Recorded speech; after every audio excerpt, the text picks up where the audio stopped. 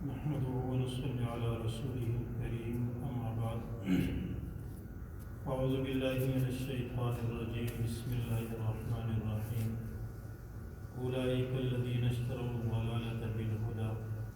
فما ربحت تجارتهم وما كانوا مهتدين۔ سورہ بقرہ کی آیت نمبر 16 ہے۔ مذکورہ آیتوں میں اللہ رب العزت نے منافقین کے حالات کو بیان فرمایا ہے، اور پھر خصوصاً اس آیت میں ان کے ناکامی کو اللہ پاک نے بیان کر دیے ہیں کہ منافقین نے دنیا میں جو ہے ایک سودا کر لیا، اور وہ سودا یہ ہے کہ انہوں نے ہدایت کے بدلے گمراہی جو ہے وہ اپنے لیے خریدی۔ اور ظاہر ہے کہ جب بندہ اس طرح کا معاملہ کرتا ہے کہ مفید چیز جو ہے وہ دے دے اور نقصان دہ چیز جو ہے وہ لے لے، تو اس طرح کا معاملہ جو ہے وہ خسارے اور نقصان کا معاملہ ہوتا ہے۔ جیسے عام کاروبار میں ایک بندہ جو ہے وہ قیمتی چیز جو ہے زیادہ قیمت دے دے اور کمزور چیز جو ہے اس کے بدلے میں لے لے، تو پھر کہتے ہیں کہ یہ نقصان کا سودا ہے، خسارے کا سودا ہے۔ اسی طرح روحانی اعتبار سے منافقین نے جو سودا کر لیا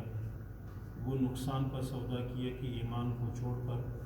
انہوں نے گمراہی کو اپنا لیا۔ اس لیے مذکورہ آیت میں اللہ رب العزت یہ ارشاد فرماتے ہیں اولئک الذین اشتروا الضلالۃ بالہدی، کہ ان لوگوں نے جو ہے گمراہی کو ہدایت کے بدلے لے لیا۔ فما ربحت تجارتہم، فرمایا کہ ان کی تجارت نے ان کو نفع نہ دیا۔ وما کانوا مہتدین، اور نئی ہدایت پانے والے ہیں۔ سوال یہ ہوتا ہے کہ ہدایت کو تو پہلے سے ان کو ملی نہیں تھی، پھر کس طرح انہوں نے ہدایت کے بدلے جو ہے گمراہی لے لی؟ تبادلہ تو اس کو کہا جاتا ہے کہ ایک بندہ کسی کو کوئی چیز دے دے اور اس کے بدلے میں اس سے کوئی کچھ لے لے۔ جیسے عام طور پر ہم خریداری کرتے ہیں تو پیسے دے دیتے ہیں اور پیسوں کے بدلے ہم چیز لے لیتے ہیں۔ یہاں پر اس تبادلے کا معنی تو پھر یہی ہے کہ پہلے ان کے پاس ہدایت تھی اور پھر انہوں نے ہدایت دے کر گمراہی لے لی، حالانکہ ان کے پاس تو پہلے سے بھی ہدایت نہیں تھی اور یہ پہلے سے ہدایت یافتہ نہیں تھی۔ تو مفسرین فرماتے ہیں ایک جواب اس کا یہ دیا ہے کہ چونکہ حدیث میں رسول اللہ صلی اللہ علیہ وسلم یہ ارشاد فرماتے ہیں کل مولود یولد علی فطرت الاسلام، کہ دنیا بھر میں جو بھی بچہ پیدا ہوتا ہے تو یہ فطرت اسلامی پر پیدا ہوتا ہے۔ اس کی فطرت میں، اس کی مزاج اور طبیعت میں اللہ رب العزت نے اسلام جو ہے وہ رکھ دیا۔ فَأَبَوَاهُ يُهَوِّدَانِهِ أَوْ يُنَصِّرَانِهِ أَوْ يُمَجِّسَانِهِ، پھر جب اس بچے کو ماحول ملتا ہے، اگر ماں باپ جو ہیں وہ نصرانی ہیں تو وہ بچہ نصرانی بن جاتا ہے، اور اگر ماں باپ جو ہے یہودی ہیں تو وہ بچہ یہودی بن جاتا ہے، اور اگر ماں باپ جو ہیں وہ آتش پرست ہیں، آگ کی پوجا کرنے والے ہیں، تو پھر بچہ جو ہے وہ بچہ آگ کی پرورش اور پرستش کرنے والا جو ہے وہ بن جاتا ہے۔ تو اصل فطرت جو ہے وہ انسان کی، اس میں جو اللہ رب العزت نے دین رکھا ہے، اسلام رکھا ہے، تو انہوں نے اس فطری دین اور اسلام کو چھوڑ کر منافقت کو اور گمراہی کو اختیار کر دیا۔ اور دوسرا جواب جو ہے وہ یہ ذکر کیے ہیں کہ چونکہ رسول اللہ صلی اللہ علیہ وسلم کے زمانے میں ان کے سامنے دونوں چیزیں موجود تھیں، ہدایت بھی، اسلام بھی، مسلمان اور اسی طرح صحابہ، رسول اللہ صلی اللہ علیہ وسلم، ان کے اعمال، ان کا طرز زندگی، یہ سب موجود تھا، اور دوسری طرف جو ہے کفر اور اسی طرح کفار کی زندگی یہ بھی موجود تھی۔ تو ان دونوں میں سے انہوں نے جو ہے اسلام کو چھوڑ دیا، اور اسلام کو انہوں نے اختیار نہیں کیا بلکہ انہوں نے جو ہے کفر کو اختیار کیا۔ حالانکہ بے شمار ایسے واقعات ہیں کہ جو خوش نصیب تھے انہوں نے جو ہے دونوں حالات کو دے کر پھر اسلام کا انتخاب کر لیا اور وہ مسلمان ہو گئے۔ رسول اللہ صلی اللہ علیہ وسلم نے کچھ صحابہ جو ہیں ایک قبیلے کی طرف جو ہے بھیج دیے، تو انہوں نے وہاں کے اس قبیلے کے بڑے کو گرفتار کر کے لایا، ان کا نام ہے ثمامہ ابن اسال۔ تو یہ حضرت ثمامہ جو ہیں ان کو جب لائے تو انہوں نے جو ہے مسجد نبوی کے ستونوں میں سے ایک ستون کے ساتھ اس کو باندھ دیا، اور اس باندھنے سے غرض آپ علیہ الصلاۃ والسلام کی یہ تھی کہ یہ مسلمانوں کے معاملات کو دیکھ لیں، مسلمانوں کے طرز زندگی کو دیکھ لیں، ان کے آپس میں جو رویہ ہوتا ہے اور مسجد میں جو ماحول ہوتا ہے اس ماحول کو دیکھ لیں۔ تو اس لیے پہلے دن جب باندھ لیا، آپ علیہ الصلاۃ والسلام ان کے پاس آئے کہ ثمامہ تیرا کیا خیال ہے، یعنی کہ دین قبول کرنے کے حوالے سے تیرا کیا خیال ہے؟ اس نے کہا کہ اگر آپ مجھے قتل کریں گے تو پھر ایک ایسا بندے کو آپ قتل کریں گے کہ جس کے خون کے بدلہ لینے والے ہیں، اور اگر آپ مجھے آزاد کریں گے تو ایک ایسے بندے کو آپ آزادی دیں گے جو شکر گزار بندہ ہے، تیرا شکریہ ادا کرے، اور اگر آپ مال چاہتے ہیں تو بتاؤ جتنا مال آپ کو چاہیے آپ کو وہ مال دے دیں گے، آپ مجھے رہا کرو۔ رسول اللہ صلی اللہ علیہ وسلم نے پہلے دن اسی حال پر اس کو چھوڑ دیا۔ دوسرے دن پھر آپ علیہ الصلاۃ والسلام ان کے پاس آئے اور پھر اس سے پوچھا کہ ثمامہ تیرا کیا حال ہے؟ اس نے پھر وہی باتیں کر دی۔ تیسرے دن پھر آپ علیہ الصلاۃ والسلام ان کے پاس آئے اور کہا کہ ثمامہ تیرا کیا حال ہے؟ اس نے پھر وہی باتیں کر دی۔ آپ علیہ الصلاۃ والسلام نے صحابہ سے فرمایا کہ چھوڑ دو، اس کو رہا کرو۔ اس کو رہا کر دیا۔ وہ مسجد نبوی کے قریب ایک باغ تھا کھجور کا، اس باغ میں گئے اور وہاں پر غسل کر کے آئے اور اشہد ان لا الہ الا اللہ و اشہد ان محمدا عبدہ و رسولہ کلمہ پڑھ کے مسلمان ہو۔ اور پھر آپ علیہ الصلاۃ والسلام سے عرض کرنے لگا کہ اللہ کے نبی، میں آپ کو ایک حقیقت بتاتا ہوں، وہ یہ ہے کہ اس سے پہلے روئے زمین پر تمام چہروں میں سے سب سے زیادہ ناپسند چہرہ جو ہے مجھے آپ کا تھا، اور اب اسلام قبول کر لینے کے بعد روئے زمین پر سب سے زیادہ محبوب ترین چہرہ جو ہے مجھے وہ آپ کا۔ اور پھر کہا کہ روئے زمین پر جو ہے تمام دینوں میں سب سے زیادہ ناپسند دین مجھے دین اسلام کا، مجھے اس سے نفرت تھی، اور اب روئے زمین پر تمام ادیان میں جو ہے سب سے زیادہ میری محبت دین اسلام سے، اور پہلے روئے زمین پر تمام شہروں میں جو ہے مجھے نفرت تیرے شہر سے،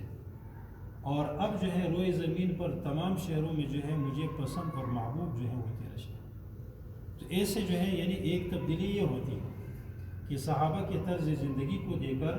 رسول اللہ صلی اللہ علیہ وسلم کے اخلاق کو دے کر، اور صحابہ کے مسجد والے اعمال کو دے کر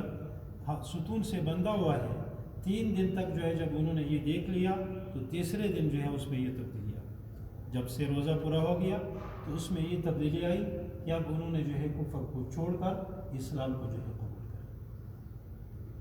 تو ایک طرف تو یہ ہے کہ اسلام یعنی اسلام اور کفر کے بدلے، کہ انہوں نے جو ہے کفر کے بدلے اسلام قبول کر لیا، اور منافقین کا کیا حال ہے کہ انہوں نے اسلام اور ہدایت کے بدلے جو ہے انہوں نے کفر اور گمراہی کو لے لیا۔ تو اس لیے اللہ رب العزت فرماتے ہیں کہ انہوں نے جو ہے نقصان پسند ہے،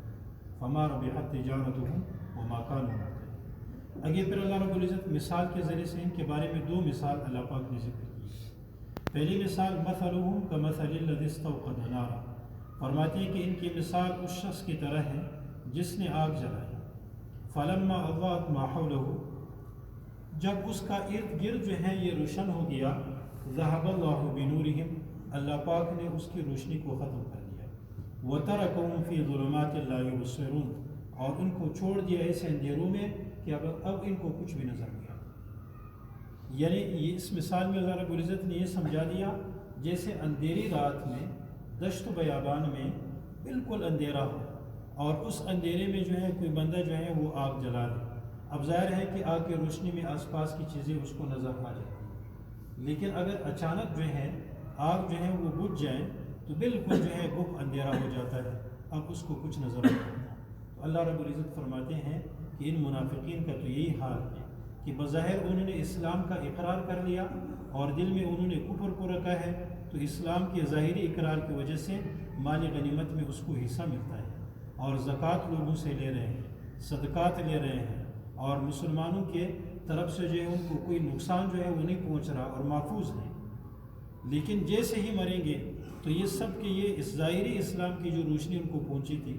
یہ روشنی بھی ختم ہو جائے گی، اب جو ہے آخرت کے اندھیروں میں جو ہے یہ لوگ دھکیل دیے جائیں گے، اور ہمیشہ کے نقصان اٹھانے والے ہوں گے۔ صم بکم عمی فہم لا یرجعون، اللہ رب العزت فرماتے ہیں کہ یہ جو ہے بہرے ہیں اور بکم گونگے ہیں، عمی اندھے ہیں، فہم لا یرجعون تو یہ جو ہے یہ واپس دین اسلام کی طرف لوٹ کے آنے والے ہیں۔ یعنی ظاہری اعتبار سے تو ان کے کان ٹھیک ہیں، وہ سن رہے ہیں، اور اسی طرح جو ہے ان کی جو ہے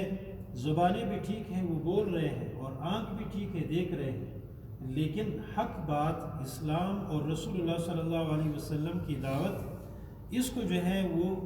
سنتے نہیں ہیں، اور دین حق کی بات جو ہے وہ بول نہیں سکتے ہیں، اور اسی طرح حق کی علامات اور نشانیاں جو ہیں ان کو نظر نہیں آ رہی۔ فہم لا یرجعون، اب ظاہر ہے کہ جب اس طرح کوئی بندہ ہو، جیسے کوئی بندہ جو ہے وہ کڑے میں گر رہا ہے اور دور ہے کڑے میں گر رہا ہے، اب وہ بندہ جو ہے وہ گونگا بھی ہے اور وہ بندہ بہرا بھی ہے اور وہ بندہ نابینا بھی ہے، اب آپ اس کو کیسے بچائیں؟ ہے دور، آپ کے پہنچنے سے پہلے وہ گر جائے گا، اگر آپ چیخیں گے تو وہ سنتا نہیں،